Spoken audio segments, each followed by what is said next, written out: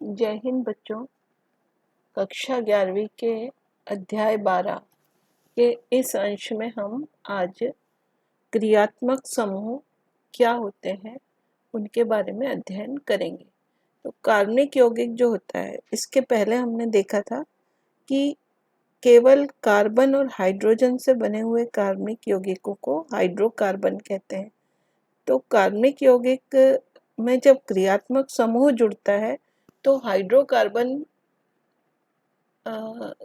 के हाइड्रोजन को विस्थापित करके उस स्थान पर क्रियात्मक समूह जुड़ता है। तो क्रियात्मक समूह के कारण उस कार्बनिक यौगिक के गुणों में अंतर आ जाता है। तो क्रियात्मक समूह की यदि हम परिभाषा दें तो कार्बनिक यौगिकों में कार्बन की श्रृंखला से जुड़े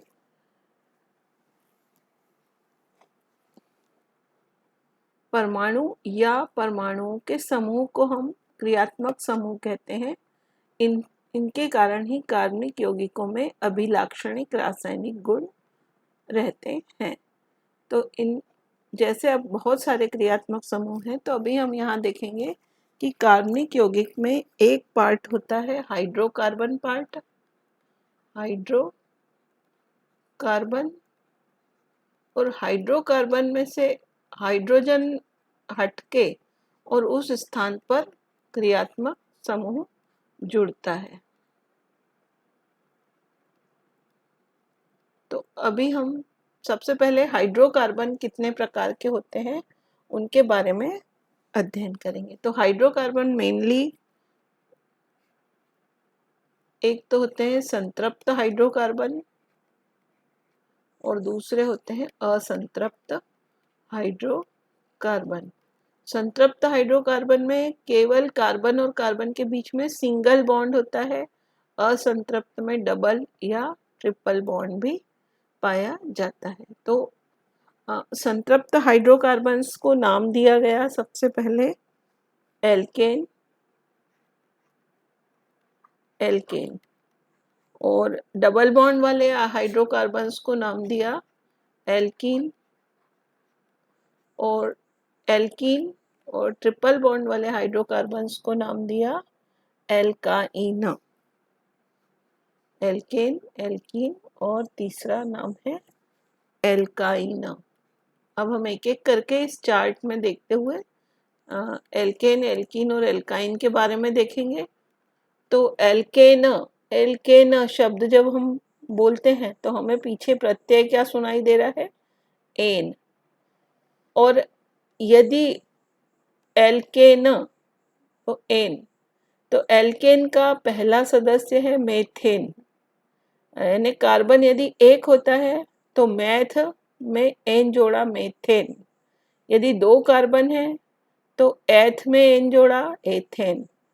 तीन कार्बन का कोई सदस्य है एल्केन तो प्रोप में एन जोड़ा प्रोपेन। यदि चार कार्बन का होता तो ब्यूट, पांच का होता तो पेंटेन, 6 का होता तो हेक्सेन, 7 का होता अगर 7 कार्बन वाला हेप्टेन, ऑक्टेन, नोनेन, डीकेन। इस तरह से नाम एल्केन्स के रखे जाते हैं। और ये सारे एल्केन जो हैं इसमें जो इनका सबका सामान्य सूत्र एक ही होता है, CnH2n+2। ये जो सामान्य सूत्र है CnH2n+2, तो इसको आप अप्लाई करके देखिए मेथेन में। यदि कार्बन एक है, यहाँ देखें हम कि मेथेन में कार्बन कितना है? एक है, तो हाइड्रोजन कितने हो जाएंगे? 2 × 1 + 2 कितना हो जाएगा बताइए आप? C1H4 हो जाएगा, CH4। यदि कार्बन दो हैं तो अब अपने आप कैलकुलेट कर लिए, 2n यानी 2 × 2 = 4 + 2 6, H6 हो जाएगा। इसी तरह से C3H8 हो जाएगा। तो इस तरह से इनके जो संरचना सूत्र लिखेंगे हम, यदि C2H6 को फैला के लिखना है तो हम दो कार्बनों को इस तरह से लिखेंगे और हर कार्बन की 4 वैलेंसी पूरी करते हुए इस तरह से ये जो फैला के लिखा हुआ होता है ये कहलाता संरचना सूत्र। और ये जो इकट्ठा करके लिखा हुआ है C2H6, इसको बोलते हैं संघनित सूत्र, कंडेंस्ड फॉर्मूला कहते हैं, संघनित सूत्र। तो यदि इसमें से C2H6 में से ये एक H हटा दें तो बचेगा क्या, C2H5। C2H5 ये ग्रुप कहलाने लगेगा एथिल ग्रुप। C2H5 में ग्रुप के साथ में एक बॉन्ड जो है वो खाली है। ये देखिए यहाँ से H हटा तो बॉन्ड तो अभी खाली है, यहाँ आके कोई भी क्रियात्मक समूह जुड़ सकता है। तो मैथेन में से एक H निकाला तो CH3 यानी मैथिल बचा।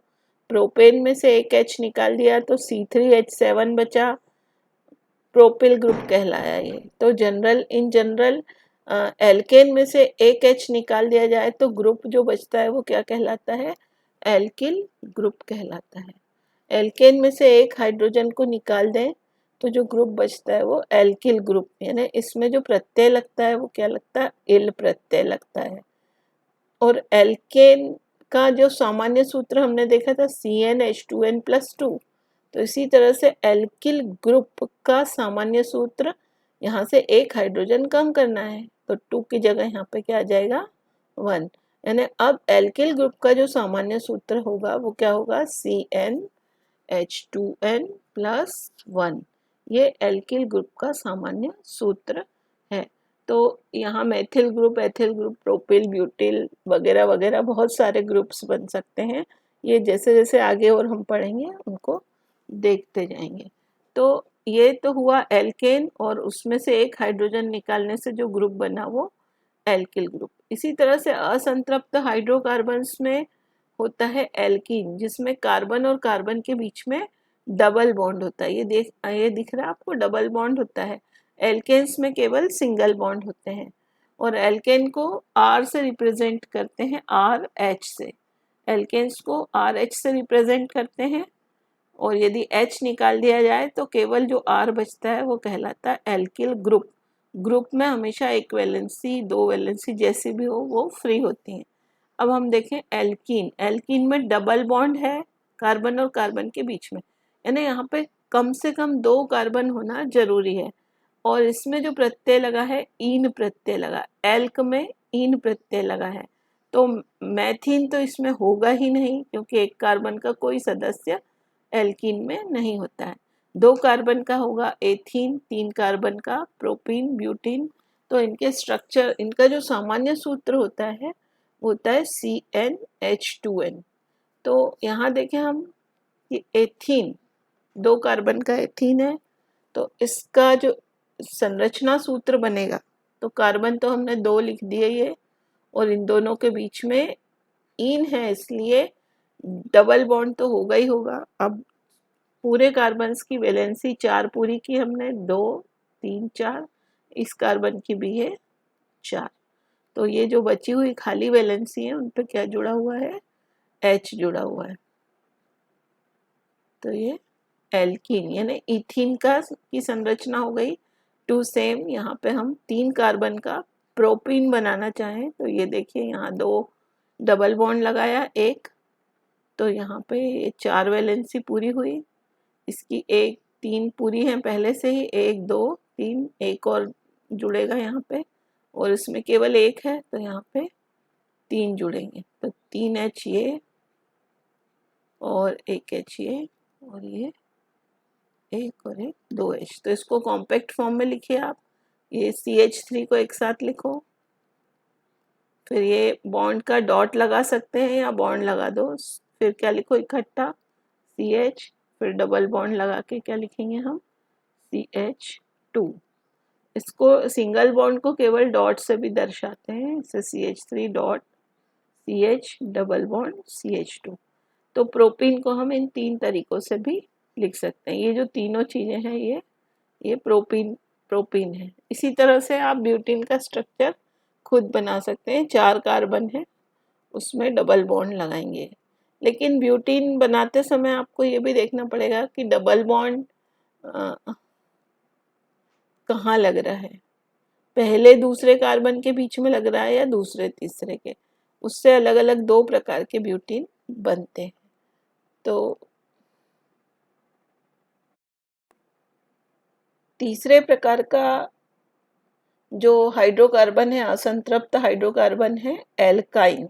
इसमें कार्बन और कार्बन के बीच में ट्रिपल बॉन्ड होता है। तो यहाँ भी पहला सदस्य कम से कम 2 कार्बन वाला होगा, 1 कार्बन वाला कोई सदस्य एल्काइन में नहीं होगा। इसमें एल्क में आइन शब्द जुड़ा हुआ है, एल्क प्लस आइन, ये हुआ एल्काइन। तो मैथ में आप, मैथ तो होगा ही नहीं, ईथ में इथाइन, इथाइन जो होता है उसको एसिटिलीन भी नाम बोला जाता है। इसी तरह से 3 कार्बन वाला प्रोपाइन होता है। तो इसका जो सामान्य सूत्र होता है CnH2n-2। तो यदि कार्बन 2 हैं तो हाइड्रोजन कितने हो जाएंगे, 2 दूनी 4 में से 2 गई तो 2, C2H2। इसी तरह से C3 कितना हो जाएगा, 6 में से 2 गई 4, C3H4 हो जाएगा। तो इसको बनाए हम, ये इथाइन को बनाते हैं, ये वाला स्ट्रक्चर इसका बनाते हैं C2H2। तो यहाँ 2 कार्बन लिखे, दोनों के बीच में कितना बॉन्ड होगा, ट्रिपल बॉन्ड, क्योंकि इन हमें सुनाई दे रहा है। अब इसकी वैलेंसी 4 पूरी करना है तो यहाँ केवल एक H जुड़ेगा, इसकी भी वैलेंसी 4 पूरी करना, 3 और 1 4, इधर भी केवल एक H जुड़ा। तो इस तरह से ये क्या बन गया, इसको हम यदि शॉर्ट में लिखें तो CH ट्रिपल बॉन्ड CH, या और शॉर्ट में तो इस तरह से C2H2। ये क्या चीज़ है, इथाइन। अब प्रोपाइन लिखना है मान लो हमें, तो प्रोपाइन के लिए ये देखिए 3 कार्बन आप लगाइए यहाँ पे, 1 2 और 3। तो कोई से भी 2 कार्बन्स के बीच में ट्रिपल बॉन्ड होगा और ये सिंगल है। तो ये बीच वाला कार्बन तो 4 वैलेंसी पूरी हो गई इसकी। इसकी कितनी बची हुई है, 1। इसमें कितनी बची, ये 1 ही पूरी हुई, अभी इसमें 3 और बची हैं। तो इस तरह से H जोड़े हम, H H H, इस पे कोई H नहीं आएगा, इस पर एक H। तो ये हो गया CH3 C triple bond CH। इसको और कॉम्पैक्ट करें तो C3H4 हो गया। तो इस तरह से ये प्रोपाइन का स्ट्रक्चर हो गया है। तीनों तरह से लिखा जा सकता है प्रोपाइन को। और इथाइन यानी कि एसिटिलीन, ये एसिटिलीन होता है C2H2 या CH ट्रिपल बॉन्ड CH। तो यदि एल्कीन में से एक H निकाल दिया जाए, एल्कीन माइनस H, तो जो ग्रुप बचता है वो एल्कीनिल ग्रुप कहलाता है।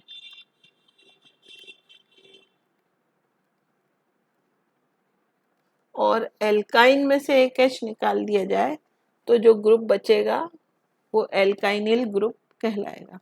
अब हम आगे चलते हैं। अभी हमें एल्किल और उसके साथ में एल्किल ग्रुप और उसके साथ में क्रियात्मक समूह हम देखेंगे कि कौन कौन से होते हैं।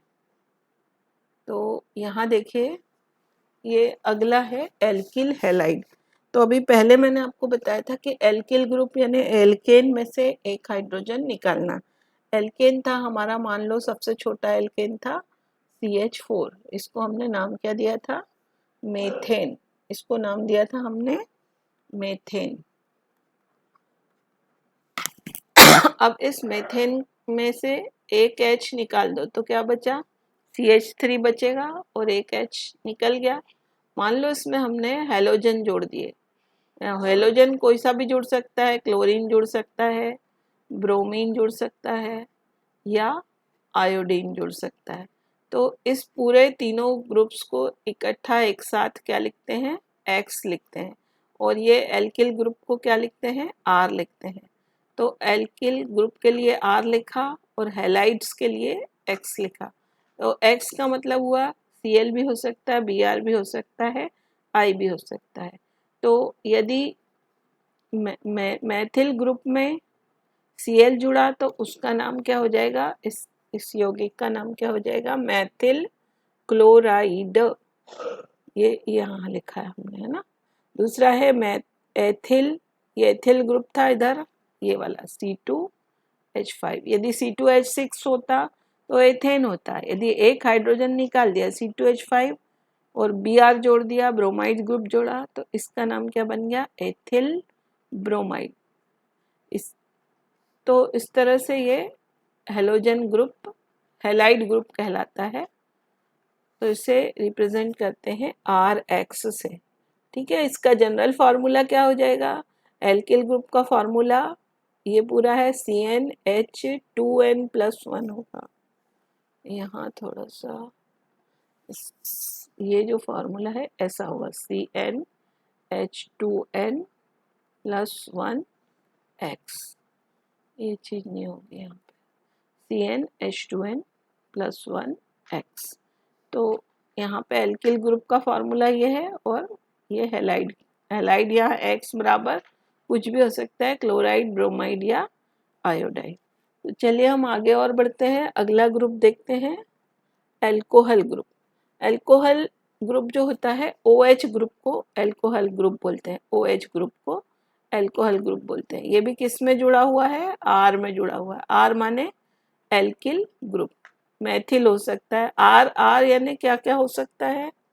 देखिए, R बराबर H भी हो सकता है, CH3 भी हो सकता है, C2H5 भी हो सकता है। तो CH3 यानी मैथिल, C2H5 यानी एथिल। यदि R की जगह H हो जाता है तो ये तो पानी बन जाता है, HOH यानी H2O, पानी हो जाता है। लेकिन यहाँ पे अल्कोहल देखना है हमें, तो ROH, R बराबर क्या होगा यहाँ पे? सबसे छोटा CH3OH। ये सबसे पहला सदस्य अल्कोहल का कौन सा हो गया? CH3OH। फिर अगला सदस्य क्या हो जाएगा? C2H5OH। तो यहाँ देखिए CH3OH, तो इसका जो सामान्य नाम है, ये ग्रुप कौन सा ग्रुप है? मैथिल। और ये OH ग्रुप क्या कहलाता है? क्रियात्मक समूह है ये OH।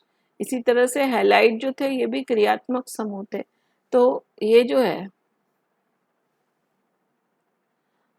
OH, तो इसको बोला मैथिल अल्कोहल, और ये अगला है एथिल अल्कोहल। तो इस तरह से ये OH समूह एक क्रियात्मक समूह होता है। इसका जो सामान्य सूत्र होगा, आप देखें हम, CnH2n+1 तो एल्किल का हो गया, और OH यानी एक H एक्स्ट्रा है इसमें, OH। तो या तो हम इसको यूं भी लिख सकते थे कि इसका जो सामान्य सूत्र है वो ऐसा भी लिख सकते थे, CnH2n+1OH, या फिर इस H को यहाँ जोड़ दिया तो ये +2 हो गया और केवल O लिख दिया। तो दोनों भी सूत्र लिखे जा सकते हैं ये अल्कोहल समूह के लिए। अगला क्रियात्मक समूह है ईथर। ईथर समूह जो होता है ये ऑक्सीजन होता है, इसकी 2 वैलेंसी फ्री होती है, इसमें 2 एल्किल ग्रुप जुड़े हुए होते हैं, दोनों वैलेंसीज पर एक एक एल्किल ग्रुप जुड़ा हुआ होता है। तो ईथर को इस तरह से लिखा जाता है ये, और इसमें एक तरफ R जुड़ा हुआ है और दूसरी तरफ समूह, इसको हम R डैश लिखते हैं, यानी R और R डैश जो है वो एक भी हो सकता है और अलग अलग भी हो सकते हैं, इक्वल भी हो सकता है और नॉट इक्वल भी हो सकते हैं। यानी देखिए इस ऑक्सो समूह के दोनों तरफ यदि हमने CH3 जोड़ दिया तो दो तरफ ये मैथिल ग्रुप जोड़ देंगे अगर, तो ये डाईमेथिल ईथर बन जाएगा। ये देखिए यहाँ पर देखिए, ये देखिए CH3O CH3, ये ऑक्सो समूह था, ईथर समूह, इसे ऑक्सो समूह भी बोलते हैं। तो ये देखिए ऑक्सीजन, ये 2 वैलेंसी थी इसकी, दोनों तरफ ये मैथिल ग्रुप जुड़ा हुआ है, तो इसको एक सामान्य नाम बोला जाता है डाई मैथिल ईथर। अभी इन सभी केमिकल्स के हम सामान्य नाम देख रहे हैं, सभी यौगिकों के हम सामान्य नाम देख रहे हैं। इसके बाद में हम IUPAC नाम देखेंगे, वो कुछ अलग होते हैं, जैसे आपके घर के नाम होते हैं और स्कूल में अलग नाम होते हैं, इसी तरह से इनके ये सामान्य नाम है डाई मैथिल ईथर। अभी IUPAC नाम जो होता है वो हम अभी बाद में देखेंगे। तो चलिए ईथर ग्रुप का सामान्य सूत्र देख लें। CnH2n प्लस 2O, ये जो है CnH2n प्लस 2 फिर O,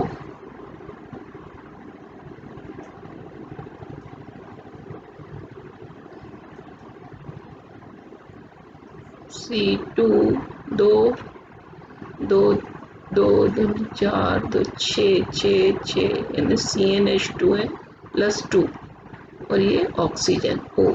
ठीक है। अब यहाँ अगला, इसमें दोनों तरफ अलग अलग क्रियात्मक R भी हो सकते थे। जैसे ये होता, मान लो इधर CH3 जोड़ दिया था हमने O, और इस साइड मान लो हम C2H5 जोड़ दें।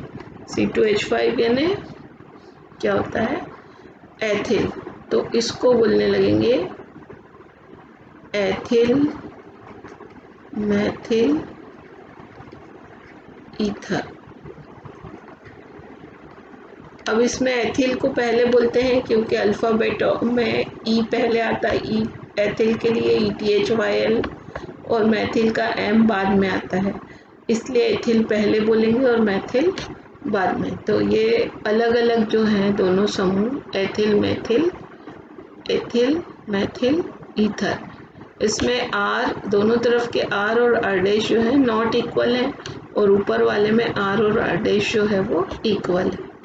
तो ईथर को जनरली कैसे लिखते हैं, ROR डैश। ईथर को क्या लिखेंगे हम, ROR डैश। सामान्य सूत्र हो गया CnH2n प्लस 2O।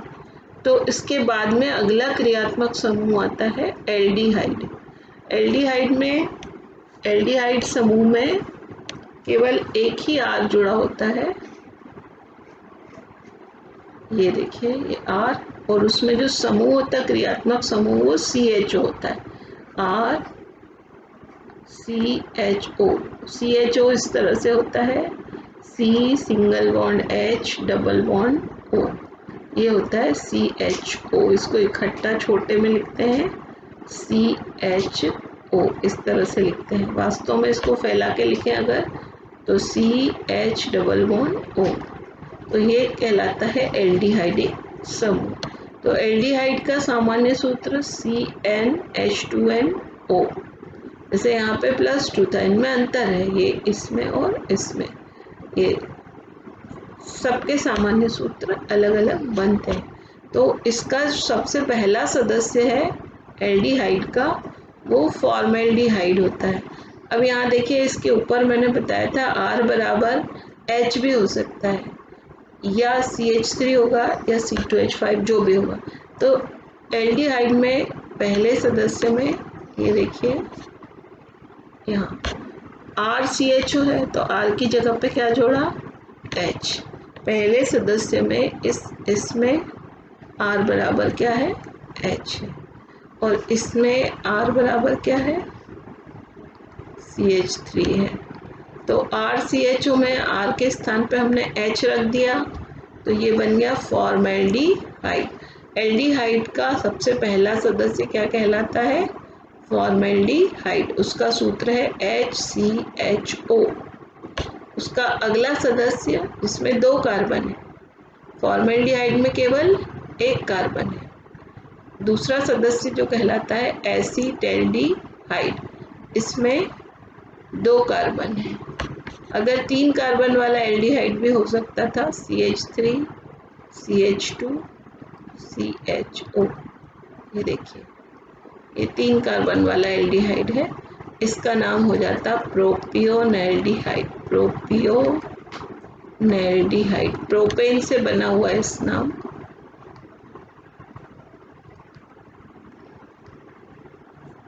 तो इसमें जो R बराबर क्या हो जाएगा, R बराबर CH3 CH2, इसको छोटे में लिखेंगे तो क्या हो जाएगा C2H5। अगला देखें हम समूह, एल्डिहाइड के बाद में आता है कीटोन। कीटोन समूह जो होता है, कीटोन समूह में जैसे ईथर में 2 R थे, कीटोन समूह में भी जो बीच का ग्रुप होता है CO और C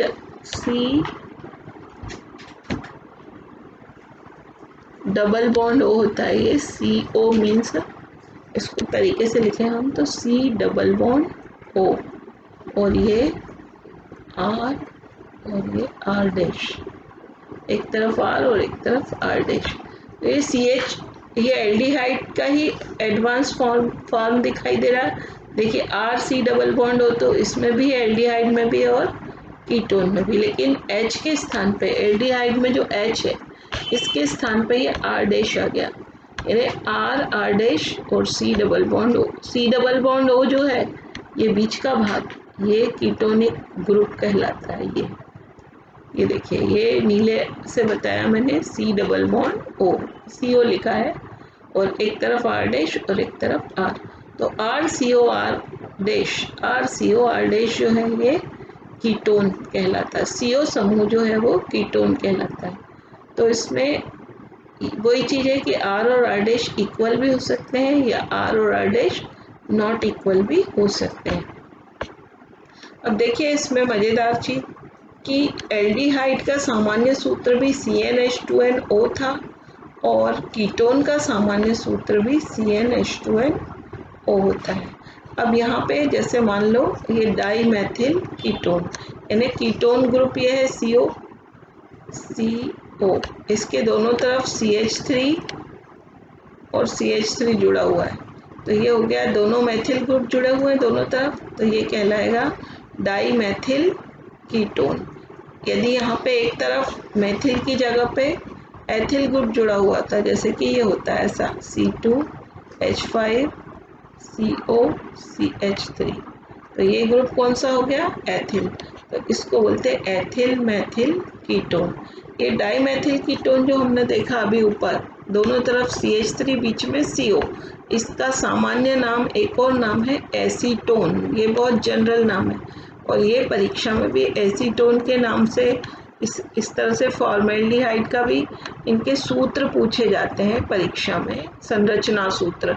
तो एसीटोन को यदि संरचना सूत्र के फॉर्म में लिखना हो हमें, ये देखिए, ये एसीटोन CH3CO CH3, तो ये CH3 को तो इस तरह से आप लिख दोगे, फिर ये C डबल बॉन्ड O और अगला CH3 इस तरह से आ जाएगा। ये हो गया हमारा एसीटोन का सूत्र। इसके पूर्व वाले वीडियो में हमने देखा था एल्डिहाइडिक समूह देखा था, जो यूं इस तरह से था, C double bond O, C double bond O H, CHO समूह था, RCHO। उसके बाद कीटोन समूह देखा था RCO R डैश। अब यहाँ देखिए कीटोनिक समूह, ये C double bond O group जो है वो कार्बोक्सिलिक एसिड में भी है। यहाँ देखिए, इसको मैं फैलाती हूँ, C डबल बॉन्ड O, ये R लगा हुआ है R, लेकिन इस साइड इसमें OH है। तो एल्डिहाइडिक ग्रुप में ये तीनों ग्रुप्स देखिए आप, एल्डिहाइड, कीटोन और कार्बोक्सिलिक एसिड, तीनों ग्रुप्स में आपको इतना भाग समान दिखाई देगा, RCO, यहाँ भी RCO और ये भी RCO है ना, लेकिन यहाँ अंतर है, एल्डिहाइड में H, इसमें R डैश, यहाँ पे OH, RCOOH। तो COOH शॉर्ट में कार्बोक्सिलिक एसिड ग्रुप को लिखा जाता है COOH। ये जो ग्रीन कलर से लिखा, एक क्रियात्मक समूह है, कार्बोक्सिलिक एसिड क्रियात्मक समूह। इसका जो सामान्य सूत्र बनता है वो CnH2nO2 बनता है, CnH2nO2। अभी यहाँ पर पिछले उसमें देखा था हमने कि एल्डिहाइड और कीटोन दोनों के सामान्य सूत्र समान बन रहे थे।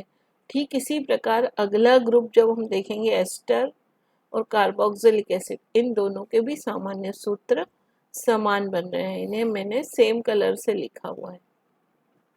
तो अब यहाँ भी हम R बराबर H यदि डाल देते हैं, ये देखिए COOH ग्रुप तो है, ये वाला COOH ग्रुप है, इसमें R के स्थान पे हमने क्या जोड़ दिया, यहाँ पर H जोड़ा।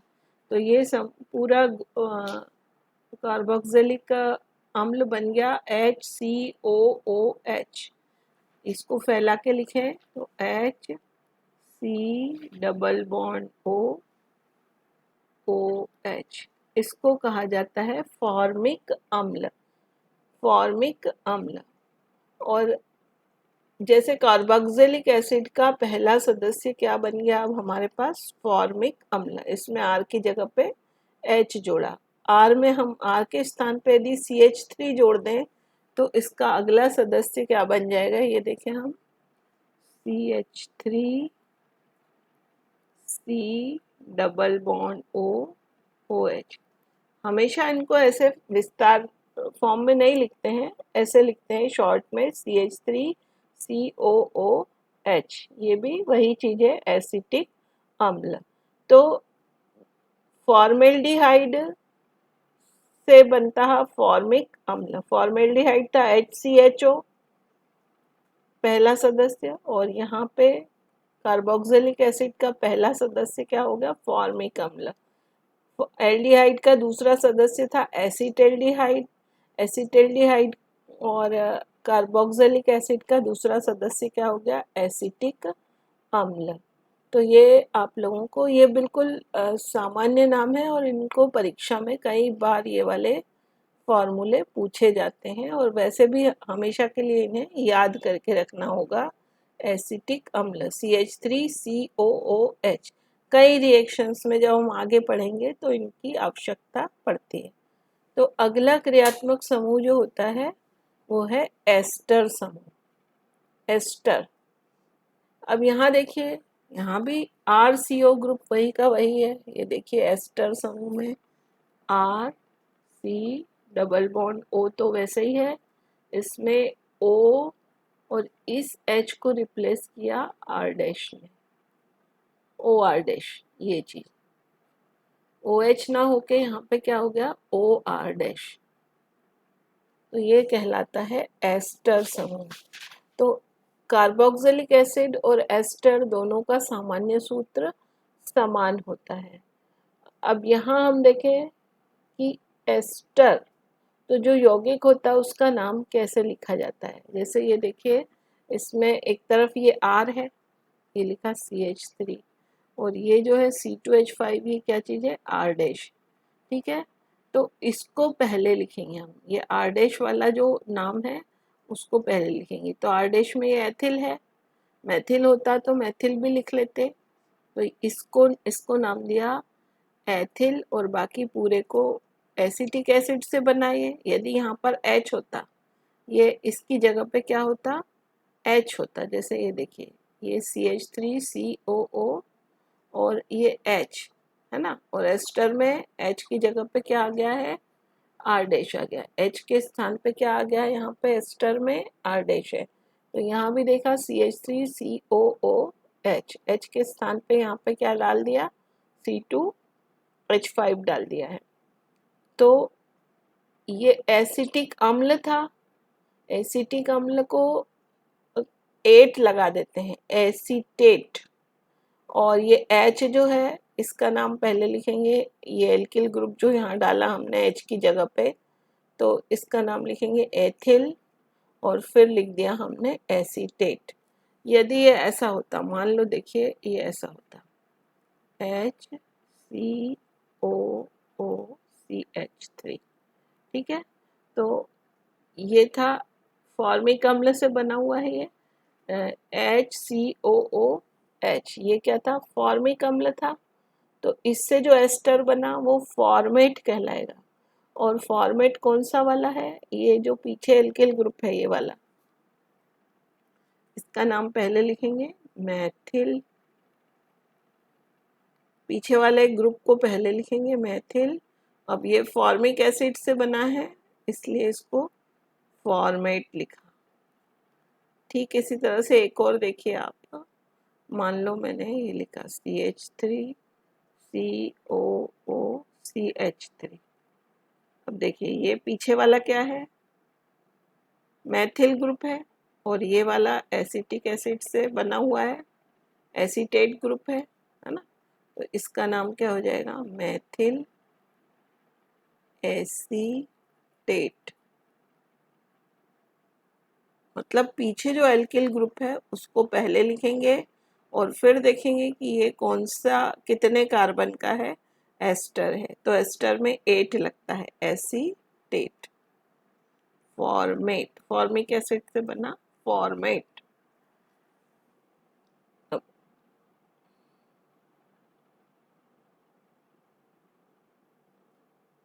अगला क्रियात्मक समूह है एमिनो समूह, RNH2। ये नाइट्रो ग्रुप, नाइट्रोजन इंटर हो गई इसके अंदर, एमिनो समूह RNH2। तो यहाँ पे R के स्थान पे यदि H होता तो ये अमोनिया बन जाता, HNH2 यानी NH3, NH3 यानी क्या होता है, अमोनिया। लेकिन यहाँ पे यदि CH3 है तो ये हो जाएगा मैथिल एमीन। ये देखिए CH3NH2 मैथिल एमीन। इसी तरह से मान लो ये ऐसा होता C2H5NH2, तो ये क्या कहलाता है, एथिल एमीन, एथिल एमीन कहलाता।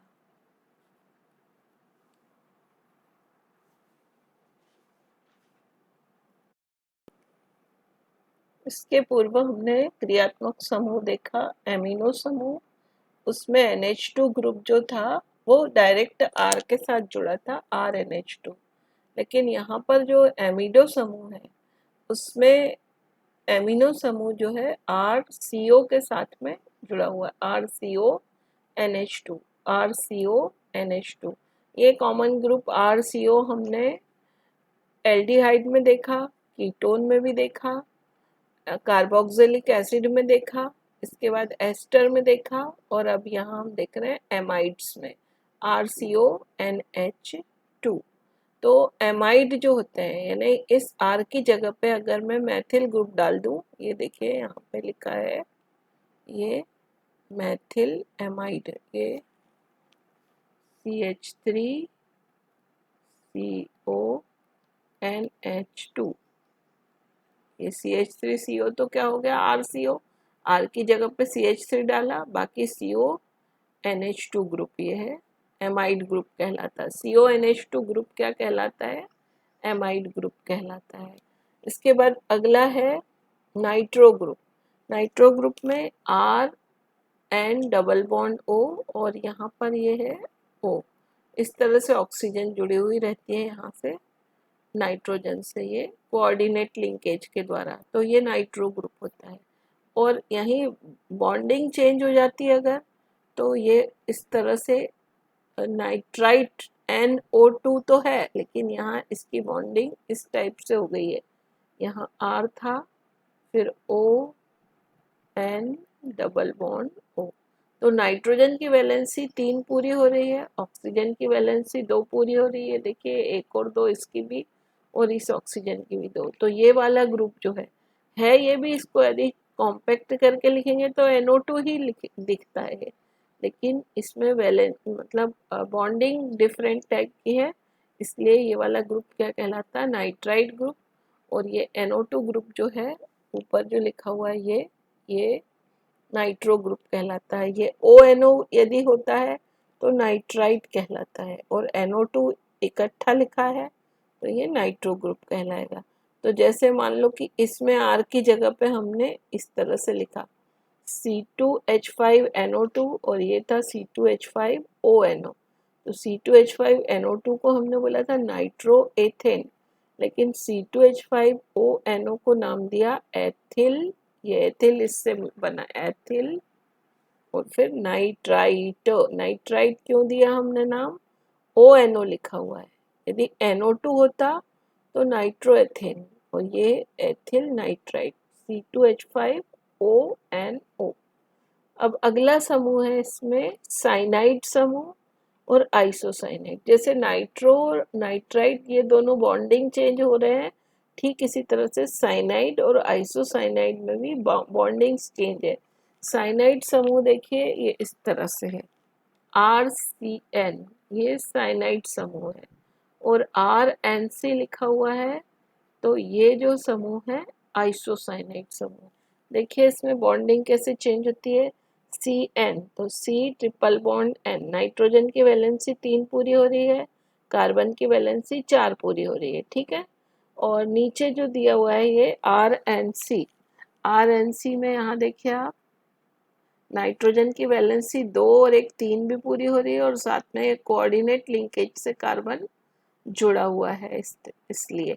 तो यहाँ यदि ये जो है एथिल ग्रुप जोड़ा, R की जगह पे यहाँ पे C2H5 जोड़ दिया, मान लो ये R के स्थान पे क्या जोड़ा है यहाँ पे C2H5, C2H5 जोड़ने से ये बन गया C2H5CN, यानी इसको बोला एथिल साइनाइड। और यहाँ C2H5NC लिखा है, NC मतलब आइसोसाइनाइड, N ये इस तरह से इसकी बॉन्डिंग होती है, यहाँ कोऑर्डिनेट लिंकेज होता है, आइसोसाइनाइड। अगला ग्रुप है ईथर और थायो ईथर और थायो अल्कोहल। तो जैसे ईथर था, ईथर हमने क्या देखा था, ईथर याद है आपको कि O था बीच में, ईथर में बीच में क्या था, O, और आसपास ये बॉन्ड था। तो लेकिन यहाँ पे O के स्थान पे अब क्या आ गया, S, O के स्थान पे क्या आ गया, S, तो ये वाला जो ईथर कहलाएगा थायो ईथर कहलाने लगेगा। केवल O होता तो वो ईथर था, लेकिन यहाँ S है तो ये थायो ईथर। और अल्कोहल जो था हमने देखा था पीछे, अल्कोहल क्या था, OH, तो यदि O के जगह पे यहाँ S लिख दिया, SH आ गया, तो ये कौन सा अल्कोहल कहलाने लगेगा, थायो अल्कोहल। सल्फर शब्द, सल्फर जहाँ परमाणु आया तो वहाँ पे थायो शब्द लिखा जाता है। तो ईथर, ईथर में ऑक्सीजन थी, लेकिन ऑक्सीजन के स्थान पर सल्फर आ गया तो ये थायो ईथर हो गया। और ये OH, अल्कोहल में OH था, OH के स्थान पर, O के स्थान पे S आया तो ये बन गया थायो अल्कोहल। तो इसी तरह से डाई एथिल, ये देखिए ये जो है डाई एथिल, ये दोनों तरफ एथिल ग्रुप जुड़े हुए हैं, C2H5 C2H5 एथिल ग्रुप है, और ईथर थायो ईथर है, तो डाई एथिल थायो ईथर इसको नाम दिया। इसी तरह से C2H5 OH ना होके यहाँ पे अब क्या हो गया, SH है, तो इसका नाम दिया एथिल थायो अल्कोहल। ठीक है, तो हमने अभी बहुत सारे क्रियात्मक समूह अध्ययन किए, एक बार समराइज कर लेते हैं। क्रियात्मक समूह हमने कौन कौन से देखे। एक तो हेलो समूह देखा, हेलो, जिसको कि हमने RX के रूप में लिखा। उसके बाद हमने देखा अल्कोहल समूह, उसको हमने लिखा था ROH। उसके बाद हमने देखा एल्डिहाइड, इसको लिखा था हमने RCHO। फिर हमने देखा कीटोन, जिसको लिखा हमने RCO R डैश। ईथर देखा हमने इसके बाद में, पहले ईथर ये था ORO R डैश। इसके बाद में थायो ईथर देखा अभी हमने, RS R डैश। थायो अल्कोहल देखा,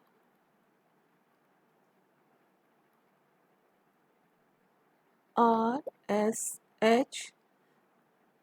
कार्बोक्सिलिक एसिड समूह देखा हमने,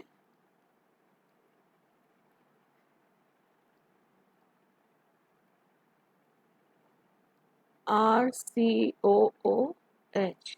और कौन सा समूह देखा हमने, एमाइड और एस्टर। एस्टर जो था वो था RC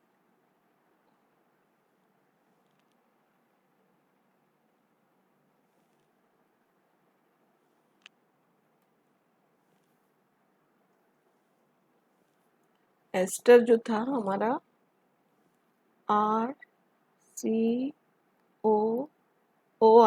था,